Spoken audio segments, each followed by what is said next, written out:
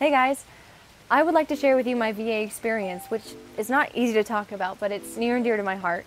Before I get into that, however, the first part of this video is sponsored by AMINO. This is a paid promotion by AMINO, which I don't often do, but AMINO is really cool. So AMINO is a online community that has hundreds of fandoms that I've been a part for about a year, but specifically I want to talk to you about the voice acting community of AMINO, which is really easy to find. If you want to find it, if you want to join me, you can go down to the links below. It's in the description and in the comments, because we're thorough.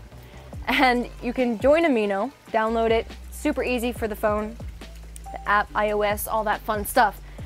And then you're gonna go over, type in voice acting, find the community, and I have a really cool challenge for you guys, which I discussed with AMINO first before doing this, but I want you guys to share your voice acting stories, because I know not everyone has, and I know some of you guys have amazing stories. And even if I don't know you and you're an aspiring VA that happened to stumble upon this video, you have a story, and I would love to hear it. So if you join me on AMINO and you go to the voice acting community, which is really cool because they've got like warm-up prompts and challenges and all that fun stuff, write an article about your VA experience or your VA story.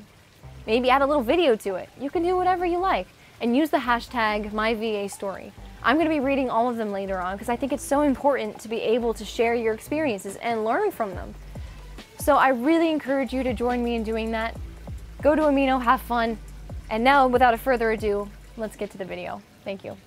I was going to be able to do this so easily, and now I'm staring into a camera and I'm like tongue-tied. I don't even know where to start. Okay, no, I know where to start. Okay, I was 17 in 2015. I have always done acting. I do theater. I dress up as princesses for special occasions. I've always been an entertainer. I started out on my phone, in my room. I would use my closet, my non-soundproof closet on occasion, and I like searched, this is before like the casting sites were really popular. So this was, I would like casting call YouTube stuff and try to find like jobs here and there. It was very short-lived because in August of that year, I turned 18. And 3 months after that, I got married. I know that's weird to hear. I know people don't normally do that, but I did that. It worked for me. So I'm in one of the smallest states, the second smallest state in the country. And I decided to, you know, I just turned 18, got married, moved, and poof, here I am in this huge state. I know nobody but my husband and his family. The pressure was so immense and all the changes were so new that my body self-imploded on itself. I was diagnosed with an autoimmune disease. The main one was Hashimoto's, and it affected my body in a way that I've never experienced before. My skin from head to toe, all the way up to my chin, was destroyed. I was raw, I was bleeding. I couldn't act anymore. It was devastating. I was in pain 24/7, and now I knew that if a casting director even looked at me, I mean, I was bleeding through my clothes. I had to wear long sleeves in the summer, and I still bled through that, and it really broke my heart. So I needed something. So for my birthday, my dad got me a Blue Yeti mic. Thank you, Frog. Isn't that cool? Thank you, yes. I had my Blue Yeti, and I had his soundproofing. So I was like, all right, I'm gonna voice act. Because if I can make people happy in this condition, you know, it would give me something to hope for, you know, to hold on to.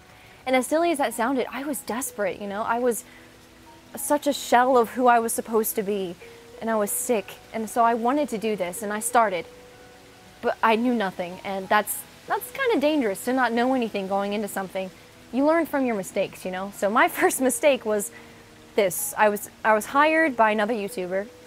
Won't say the name. And the community that surrounded this particular YouTuber was toxic. And I didn't know much about this. I was uncomfortable most of the time, but he had hired me, you know, I was getting paid for this, and I was trying my best to keep up. We just had different ideals, you know. There was a lot of ego. We were pushing out content every single day, and to keep in mind, I'm sick. You know, I'm sick, you know, I'm figuring things out, I'm growing. And so I'm in those baby stages, and there's a lot of pressure put on me for this performance. And it was day after day after day after day, and it was not fun. It was awful. I hated it. I almost quit. I almost quit again. I threw down the towel. I was like, I don't like this. I'm not happy. I really didn't know what to do. And around this time, I'm finding different doctors. I'm going from blood bank to doctors to different doctors to getting more blood drawn. It was a weird... anyone who's been sick and doesn't know exactly what's wrong with them, you can relate to this. It's a doctor hunt, you know? It's stressful. And I have a new husband, and it broke my heart because my husband is so sweet. He's so sweet. And he loved me, even though I was covered, his new bride, who wasn't like this when we got married. And it's just a couple months in, and I was just covered in head to toe in blood. And who wants that? But he continued to help me through it. He continued to love me and showed me that love. And so voice acting for this channel was just something that was just not fitting. It just wasn't a good fit. And so eventually I found a doctor. I found a little family doctor that could heal me, at least outwardly, physically heal me. I was so excited, and I started taking what they recommended, and within weeks, I was physically, you can't tell I was ever hurt, and it was incredible. But there was a little downside to this. If I got pregnant during this time, that my body would basically kill my baby. I was scared to death. So shortly after I started healing, I found out that I was pregnant. I'm still working for this channel this whole time, every day, loading up stuff and somehow trying to make it work. But I found out that I was pregnant, and I was so scared, so scared.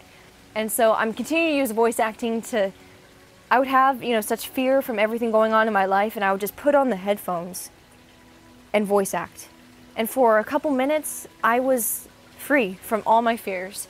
I was simply my character, and I could give everything I had into the performance.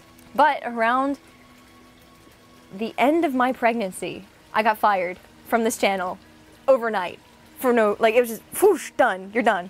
It was dishonest how it went down, but I'm not gonna go into that because I called truce with that person, and I'm gonna honor that. I don't wish to throw mud at anyone. The way that it went down was not right, but it's in the past. From a professional standpoint, I kind of knew that it was probably gonna come because I'm pregnant, I'm still recovering from the sickness, and I'm new. It's still kind of new to this. So from a professional standpoint, even if this YouTuber didn't deserve my best, I still should have given it my all.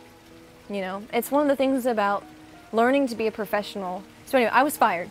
And at first I was shocked, but it ended up being a huge blessing in disguise. I was like, oh my gosh, I'm free. I can do this by myself now.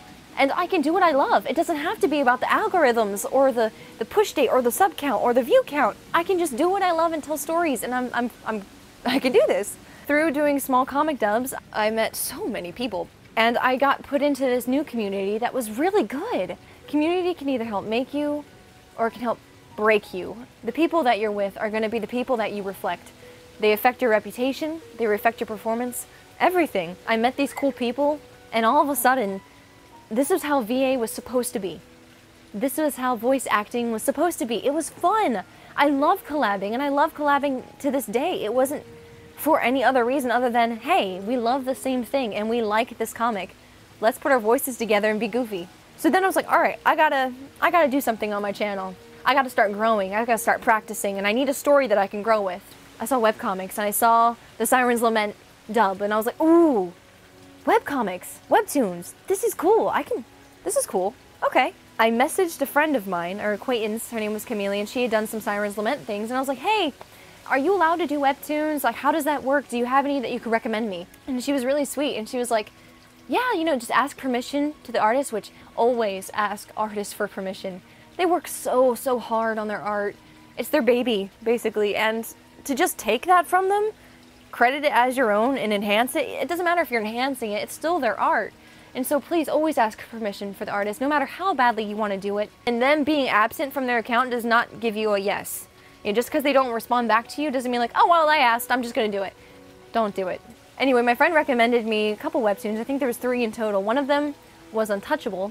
I'm a very clean voice actor in the sense to where I try not to curse, and I don't generally do like romantic things. Like, I do romance. Obviously, you're here. You probably watched My Dear Cold-Blooded King on the channel if you're from that. So obviously I do romance, but like there's a level of romance that I'm comfortable with.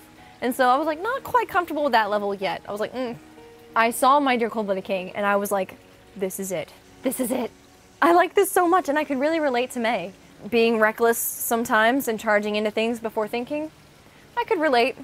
I had done that. So I asked Lifelight for permission. I was super nervous. I assembled this crew of voice actors that were amazingly talented, and they were donating their time to me to bring the story to life, which was so encouraging. Be sure to thank them in the comments and give them your appreciation for donating their talent to this story, because, you know, your appreciation is some of the best compensation that we can get at this point. At this time that I started doing my Joko the King, my baby is 3 months old, about 3 months old. And so I had had my baby, and he was perfectly healthy. Despite my disease, it was such a God thing. I was so blessed because they told me that it wouldn't work, that I would, you know, I can't even say it really, but my baby was born very healthily. He's happy and healthy, and he turns 1 this Sunday. He turns 1 this Sunday. I'm very excited. I'm proud. So I started doing webtoons. I started learning editing while I was watching him at night.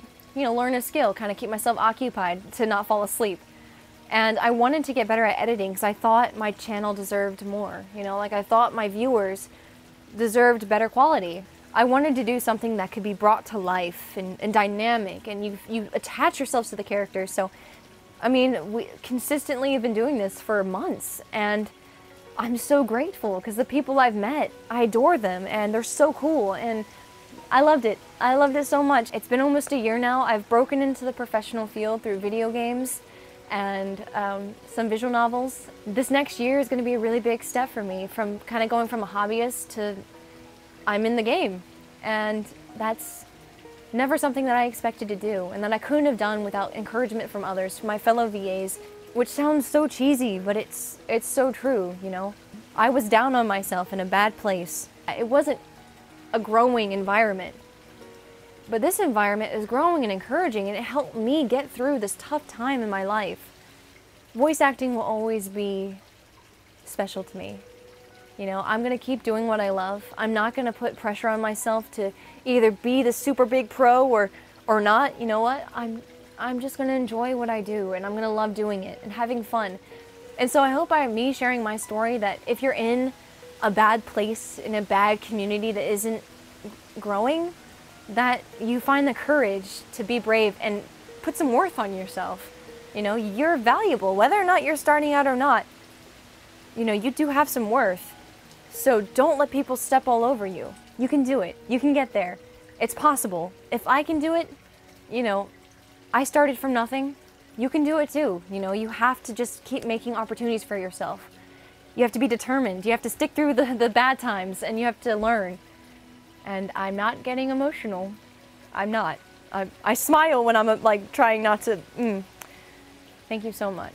Because of voice acting and because of Ruka, you know, the crazy red hair that I started out with, which is a whole story on itself, I was able to get through some tough things. And so I hope that my work can help other people get through tough things as well, and to give them hope when they feel like, you know, life is down. So thank you guys for supporting me and continue to support me, and I just, thank you. Bye.